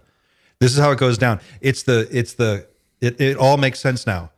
It's these guys, all of them they each have a particular set of skills. You've got these guys at the top like Carl Nell and Lou Elizondo, who's been working with David Grush and Jake Barber and all this sort of tapestry of characters. In the background, we have these mysterious billionaires like Bob Bigelow and that are all interested in this topic. Everybody's kind of saying the same thing. All these scientists all coming forward now. And we're starting to peel back the layers and see that there is coordination here. And that's been the point all along, I think. Jake Barber says 2025 is the year. He's like, this is the year. You're going to see it this year, probably soon. Pretty clear that this couldn't stay a secret for the rest of this year. He seemed to just know it's just falling apart in terms of like there's too many leaks, too many people they're not as scared seemingly as they used to be because they're all coming forwards. They're all stepping forwards together by the sounds of things. What's that thing? Is it Ocean's 11 where George Clooney, or was it the one after that? He's like, Andy Garcia's like threatening him at the casino. And he's like, and George Clooney goes, well, I know all the guys you'd send after me and they like me better than they like you. So I feel like that's what's going on. It's like, these are the guys that they would be sending after each other. You know what I mean? Like the guys on the ground that do it. He calls himself, Jake Barber says, we're the fingertips of this thing. We're the fingertips. He's like David Grush, he's the shoulder. But in between the shoulder and the fingertips, there's an elbow. And sometimes if the elbow isn't coordinated with the shoulder and the fingertips, things can get crazy. And that's what's been going on.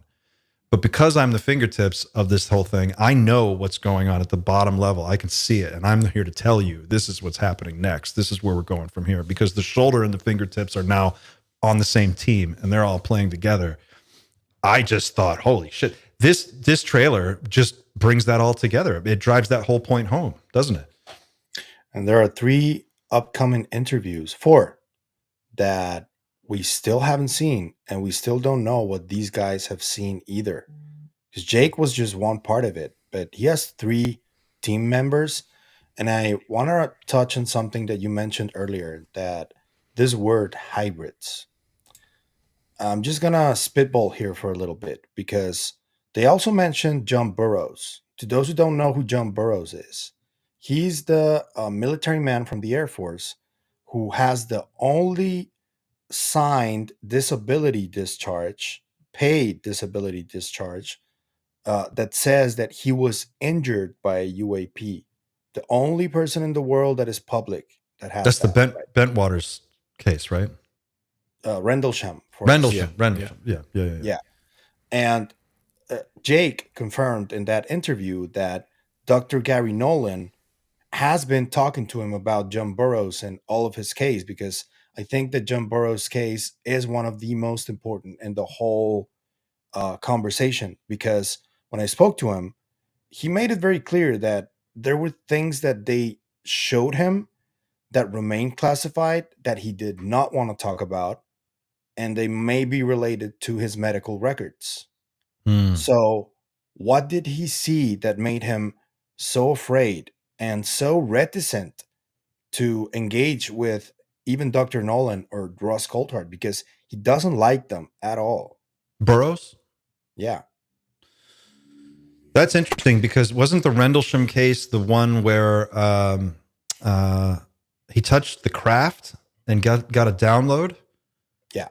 And he goes back to a hotel, and he wakes up in the middle of the night, and he's covered in sweat, and he grabs a pad and pen off the phone, the table next to him on the bed at the hotel, and he starts writing ones and zeros in binary code, and he just fills out like 30 pages of ones and zeros, ones and zeros, ones and I'm zeros. not sure that is the case. It may be, but I don't remember that specific part of it, though. I have to, maybe someone can check me on this, but there's a case. Linda Moulton Howe does a whole, she did a wonderful piece on this many years ago, and I've listened to it many times, but I can't recall which case it was, what the name of it was. But there's a guy comes upon a craft. It's floating in the forest. It's floating like 3 feet off the ground. He describes it as a black triangle. It looks like an arrowhead almost, and it's like really, really slick. And he touches it, and he gets a download, a telepathic download from the craft. He goes home. He's got like headaches and something's wrong with him. He can't figure it out. He wakes up in the middle of the night. He writes down, he just starts writing, like automatic writing, just ones and zeros on paper until he runs out of paper. Apparently and then later apparently that's some sort of incident in Penistone. Penistone? I don't know. I'll have a quick look at it now. I thought it was Rendlesham. And they translated the binary code, and it's a message, and it's got coordinates, and it's talking about this thing is basically some kind of probe from the future that arrived at this time in this place. You've got to find this. If anybody can find this information and link to it. I think that John Burroughs' incident was that he received some type of radiation when he approached the craft, and there's some kind of missing time that he experienced as well. But that radiation caused him the same type of reaction that Jake Barber explains when he was carrying that package, where his skin fell off and his hair too. The Ark of the Covenant, yeah. Yeah. And that's what Dr. Gary Nolan has been doing all this time. When Dr. Gary Nolan talked about these injured people from UAP, Jake was one of his patients. And he's the last interview that Ross is dropping on the 27th. And I think that there's a big possibility that Dr. Gary Nolan does go deeper into all of this. And this hybrid word, it may be mentioned there too. Just for clarification, Sergeant James Penistone was part of the Rendlesham Forest incident. So it's a different person to Burroughs, but yeah, he received the download of binary code, so to speak. I want to just say something. I saw something in the chat. I'm trying to see where it was. Somebody mentioned this earlier, and they were like, I've seen this come up before, and I wonder what you guys think about this. But every once in a while, someone in the chat will be like, oh, that was debunked on the Y-Files. The Y-Files did an episode on that, so we can all drop it now and move on. And it's like, I don't give a shit what the Y-Files says. I don't know that that's debunked until I see that it's debunked. Like, I need to know for myself. But I think it's really interesting how often people cite the Y-Files as like the final answer on everything. They're like, oh, no, that was already covered and it's over. Do you guys ever run into that? They cover their backs too quite a bit, the Y-Files. I mean, they run an operation with, they don't have like an age restriction on their channel. So they have to be really careful about what they put in. And debunking is part of their MO, you know. At the end, they almost always debunk stuff. I've only seen them not debunk, for example, the moon, because the moon is really weird. But other things that may be true, there's always a way to try and debunk them, or an angle you can take to say it's probably not true. You know? Do you think that there's something to that? And I don't want to just like come out and go why, but I want to say this. That channel came out of nowhere. One day it was like nothing. And the next day it had 18 million subscribers. And this was like a full blast, full speed ahead series with like real money behind it. Does that seem weird to anybody else, or am I just missing the point here that maybe it's just a really good channel and they just struck a nerve? I mean, AJ has a past in television and comedy.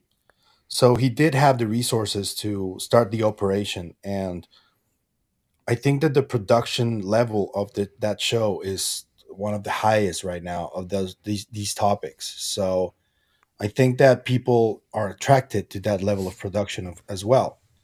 And I've been following it for a few years now, and I was there before they one of their videos was the one that just propelled them to the very top.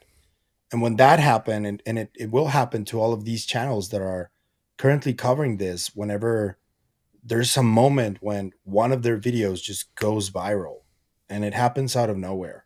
Yeah. I've seen it happen multiple times already. And they've only increased their production value, and they've even hired a lot of people from the UFO community to help them research and write scripts and all that stuff. So the only thing is that I think that they debunk stuff because that's their MO. That's the way you do get to all of the audiences, you know. But they have the same philosophy that, for example, Art Bell had. Because Art Bell was very he was really, really skeptical, but whenever he had a guest on, he always treated them with respect. And he always listened to what they had to say. He never belittled them. He never doubted them or made them ridicule in front of the audience. And that's the same kind of attitude that AJ and Hecklefish take. That's fair. That's a good point. I think they just do a great job of laying it out from start to finish in a concise way. They do the debunks at the end, but for me, I think they seem to be more conversation starters. They're great for getting engagement because there's a lot of anti-debunks to some of their debunks. You know, lots of people have debunked Bob Lazard, and those people have debunked Dr. Greer, and there's always the people that go a little bit further than that and say, actually, there's another side to that debunk that's not quite right. So it's all the conversation style. I think they do a fantastic job, especially appealing to a larger audience. I think you'd be hard. I don't think their core audience are ufologists. I don't think they're hardcore, really into UFOs. I think there's a lot of people that just find them by watching similar sort of videos on YouTube, like the top 5 sort of style videos and things like that. They're all really popular. Dude, I'm not trying to. Is married to a camel, dude. What's not appealing about that? Hecklefish. I love the Y-Files in terms of entertainment value. They and the way the channel has the way the episodes are crafted. They're great. What I don't agree with is when someone just goes, "Oh, well, the Y-Files already handled this and it's over, so we can all move on." I don't agree with that at all. I'm not. I think debunking is a healthy thing. We should try to find the holes in everything. That's important. But I don't think any one person should be the final word on any of this stuff. It's got to be open source. I agree with you. And also one other thing about debunkers and skeptics. I think that everybody should be skeptical about everything, and you should always ask questions. And every time you find an inconsistency, you should always point it out. Yeah. The thing is the way you do it, the messaging, and the style of communication you use. Because if you just do it out of genuine curiosity and an inquiry, that can be perceived as something that is fair, and fair questions are always welcome. But when you do it with a clear intent to just disprove everything, and obviously even when you get into vitriol and reactionary takes and all that stuff, that's what I don't like and what I do not agree with, and I will never agree with that. And I get that there's a lot of people that are angry because some of them may have had these abduction experiences and they just want retribution for this. I was just called a UFO apologist, which I found that was really funny. It's like, no, dude. I mean, I understand you're angry and I understand you want retribution, or I just don't think that is productive for this whole conversation anymore, you know? And that's the way I see it also with debunkers. If they want to add to the conversation, they need to at least keep a decorum to it, you know? Well, yeah, it's just saying everything is it's all UFOs or it's all not UFOs. Like, you can't take it, it's shades of gray, right? Even Jake Barber in this interview in the beginning, the first 45 minutes, he talks about being out on the range, and he's like, some of the stuff that we have, I can tell you, if you looked at it, you would think it's a UFO, but it's not. You won't know what you're looking at, because like, I know what I'm looking at, and I can tell you, like, some of the stuff that we have is so awesome. He's like, he's like, we've seen things come straight out of the ground, like right out of the dirt, and just fly off. And if you looked at that, you would think that's a non-human craft, but it's not. It's something else. And I'm just like, what? Okay. He's like, you'll see things that do these crazy maneuvers, but I can tell you some of these things are our technology. Now, later on in the interview, when he expands on alien reproduction vehicles and he talks about what some of these aerospace companies are doing, that starts to make a little bit more sense. But it also seems like there's a big disconnect between what private organizations are working with and what the government has. And there's like there are a lot of different players in this, and they're all doing their own thing. But it's the same, my thing with the Y-Files, it's the same thing with Dr. Greer. It's anybody who's like, I am the final answer on all this stuff. I have That's the final. I just, you got to get off the train somehow. Add to the conversation. Don't try and end it. Yeah. Because if you end the conversation, you're claiming absolute truth, and you're talking about fucking UAP. You can't talk about absolute truth right now. It just doesn't exist. So yeah, add to the conversation, offer, future conversation. Don't shut it down. I think that's the part that we want to get past, is when, and content creators can't really be blamed for this, because it's so easy these days to just read the title of a video and say, oh, well, that's the news done. And it's like, no, maybe don't just read the title of the video. Watch the video and then make your own decision, because I see it increasingly more often that it's the context that you've got to watch to really get an understanding of, and sometimes the videos just end up straight being wrong anyway. So yeah, it's never a case of, oh yeah, the Y-Files have done it, case closed. It's not. I don't think anybody should say that about any channel. Well, it's many shades of gray. It's extremely big, this whole story. No one person has all of the information. I think all of those things are true. At best, at the content level where we're all just trying to have a conversation about it publicly. I think that's the best thing that we can offer the world, is to create that safe space and to destigmatize this issue. You just start talking about it, and you just do it, I guess, the way that, we're all trying to do it our own way. We've got our style. Pavel's got a style. You've got your own thing, and we're all coming at it from a different perspective. It's what I've always said about disclosure. It's going to take all of us. And I was heartened to see that Jake Barber said something similar. He was like, it's just going to be, it doesn't matter if you've got a PhD in physics. None of that stuff matters. What the truth is beyond that level of thinking. It's not there. It's something deeper than that. That's more fundamental to all of us. And when we do understand it, it's going to open doors to things that we never thought possible. I think what I'm most excited about, and I walked away from this just kind of thinking, oh my God, I feel for the first time in a very long time optimistic about how this could actually go, is to see the notion that there is a group of people out there that are legitimately, truly, honestly committed to a positive outcome for humankind, and are truly working to reveal this in a way that is going to help our society evolve and move forward, and maybe break some of the system that is the way that our operating system is running right now is just so awful that we can break that. We can break out of that paradigm and get to something like what Stephen Greer has described many times as sort of a technological utopia. And it seems like that's starting to come out of the shadows, that these people have money, they've got training, they've got the skills, they've got the talent, they've got the people, and they're doing it. The work is already underway. We just haven't even seen the beginning of this yet. It's just now starting. And I was like, man, we could be in for an amazing future if that actually plays out the way that it sounds like it might. I also keep going back because we need to be I think we need to be weary of all of those other, shall we call them, like Peter Levenda says, sinister forces that do exist. They are there.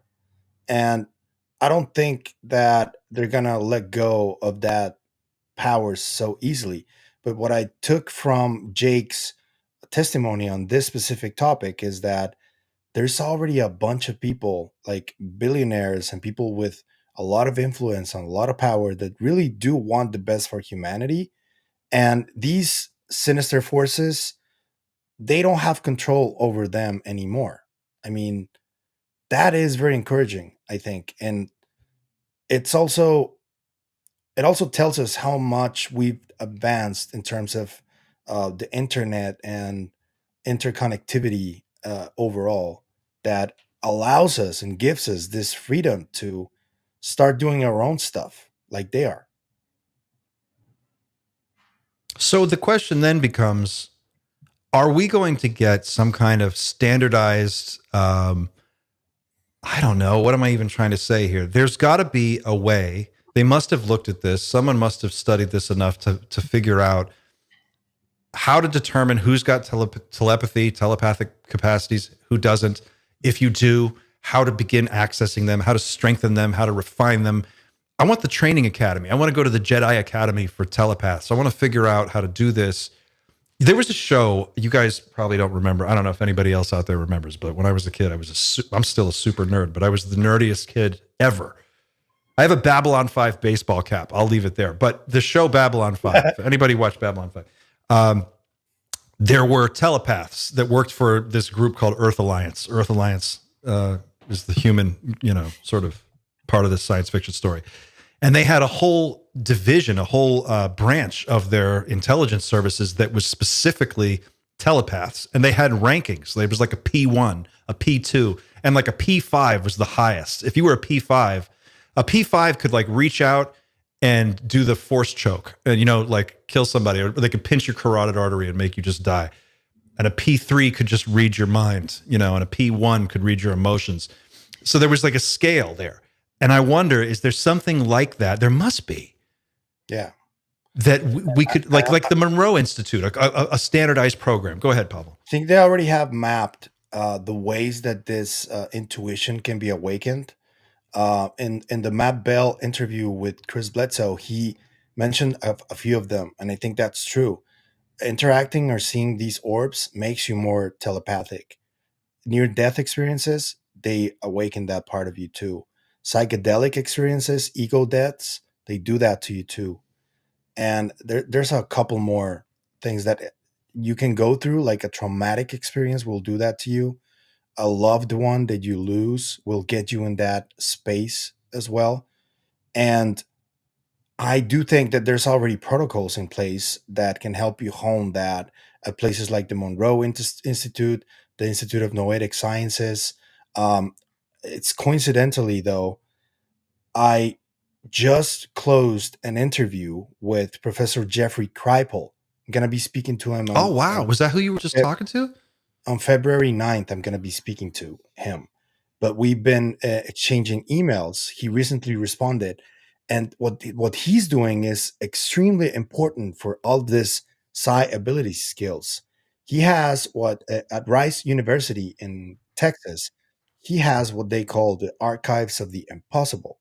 And that is a repository of media, books, studies, all kinds of stuff that is related to the study of phenomena in general.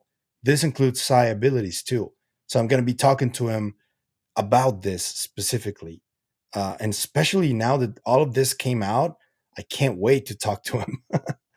Wow. I'm excited to hear that interview. That's going to be really interesting.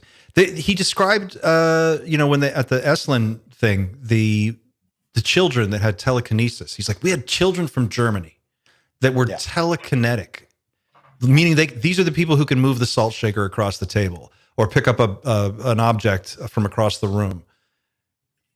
So the scope is somewhere between empath. I can pick up on emotions. I can feel vibes of people. I feel like that's kind of where most people are.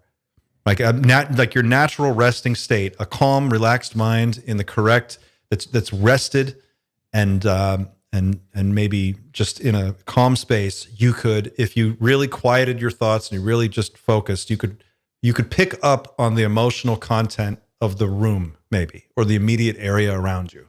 And with some training, you could start to figure out, oh, this one is that person. This vibe is that person. And I feel like there's a spectrum that's kind of maybe goes from there all the way up to I can pick up a cup of coffee with my brain from across the room and I can set it down on a table, or I can, do something pretty spectacular, or I guess pilot a craft and get it to land. And it sounds like if what they're really, I guess the powers that be, or the people, the pro-secrecy people, at least Jake Barber kind of alludes to this, what they're really afraid of is that if everybody figures out they can do this, well, then, shit. The whole the wheels just come off. Everybody's we're all. I don't think it's just them psychic. that are afraid. Who else do you think is afraid? Well, if we are dealing with another type of intelligence besides the positive one, I would be afraid of what we can do too. If I was that kind of intelligence, because some of the stuff that I've seen with my own eyes does invite me to think that we have the capability of completely manipulating our environment with thought. That's real.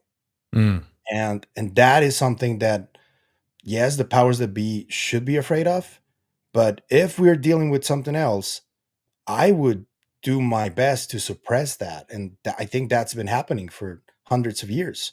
I think that partly the Salem witch trials are part of that.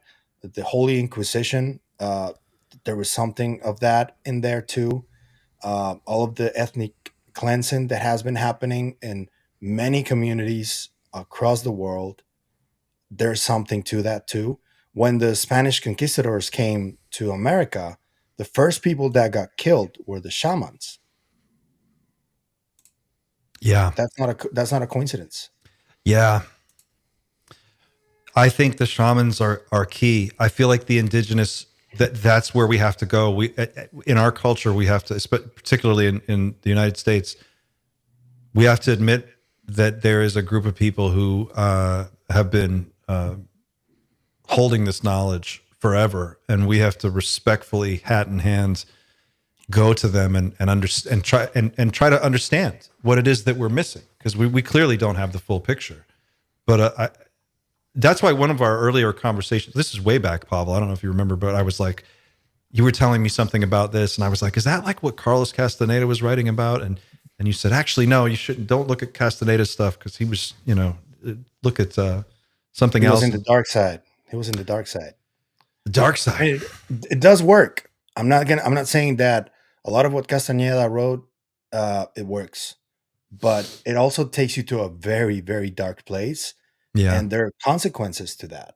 So I see it as the basic alchemy principle, that whenever you want to get something out of your potion or your magic, you need to give something back equally valuable. That is, I think, real. I think that happens, and you need to keep that in mind. If you want to delve into those types of powers or abilities, you need to understand that there's a very, very dark aspect to them. Well, I think that speaks to the importance of some kind of a school or an academy, of some kind of formalized system where you can understand that, where that's explained, and you can go, okay, so what is the path that I take to keep this, safe and I know that with my own experience involved a heavy dose of very powerful psychedelics under the care of a shaman in a controlled ceremonial setting. And I experienced, I watched the real world evaporate like steam, and I was still there, and I saw it go away. And then I was in another place and I saw other beings, and they were all around me, and it was fucking crazy. And it changed my entire life. And from that day forward, I've never been the same person. It was the one time that, it literally put me on a completely different trajectory since that moment. And I will still to this day cry if I talk about it. When I really tell the story, if I relive it, I burst into tears because it was so fundamentally powerful. If everybody could get a taste of that, if everybody could touch that and walk away with that connection. Robert Monroe said something once, and he says it many times, but it always stands out to me whenever I hear a clip where he's talking about it. He's like, once you do this, talking about his Monroe Institute out-of-body training, he's like, once you go out of body on your own, you'll never be afraid of death. He's like, that goes away. And then you just realize, like, oh, we just keep going. Yeah. And,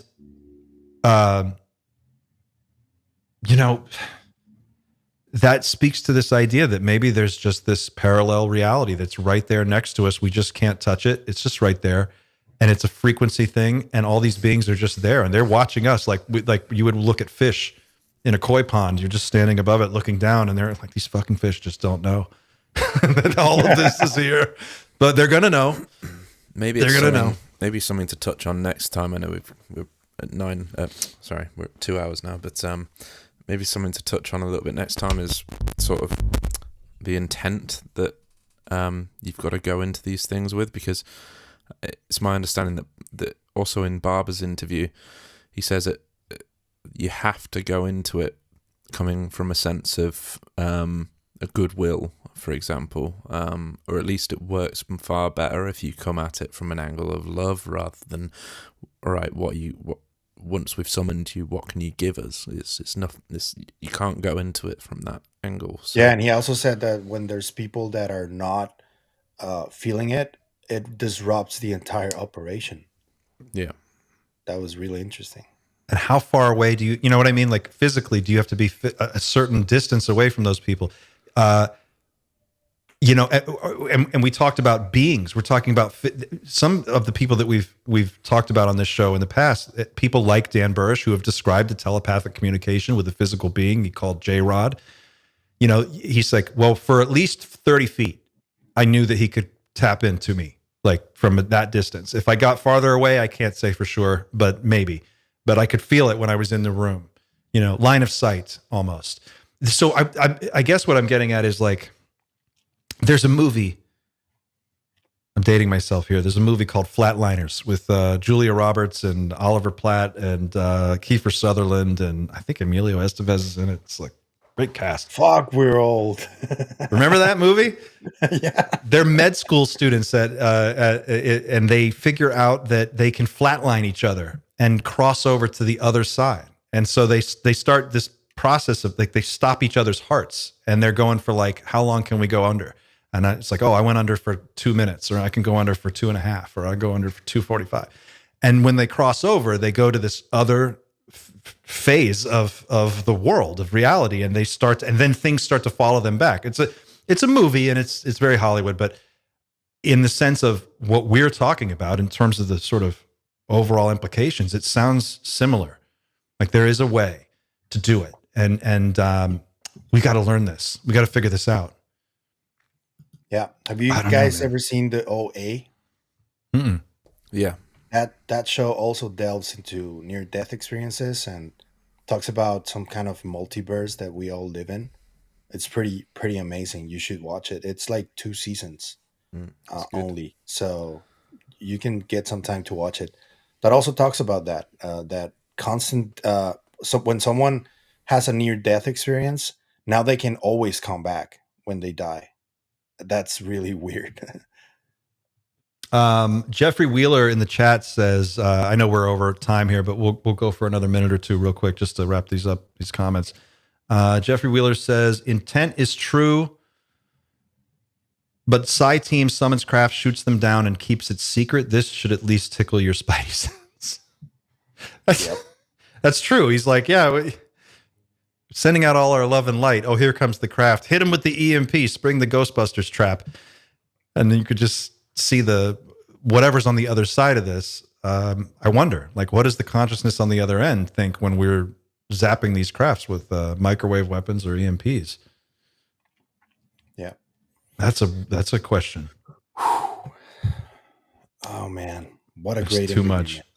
There's too much, guys. Any last thoughts before we wrap up for the day? No? Okay. Well, gang, it's been another exciting Friday here at the Night Shift.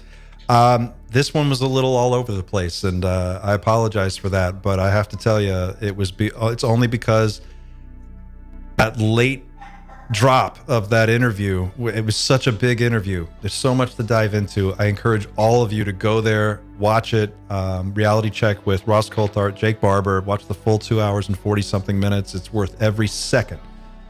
And with that, we're going to go ahead and wrap it up. Thanks to everyone who joined us in the chat today. Thanks for being here. Thanks to all our subscribers. Please don't forget to like and share this video, and we will see you on the next one. Until then, keep looking up.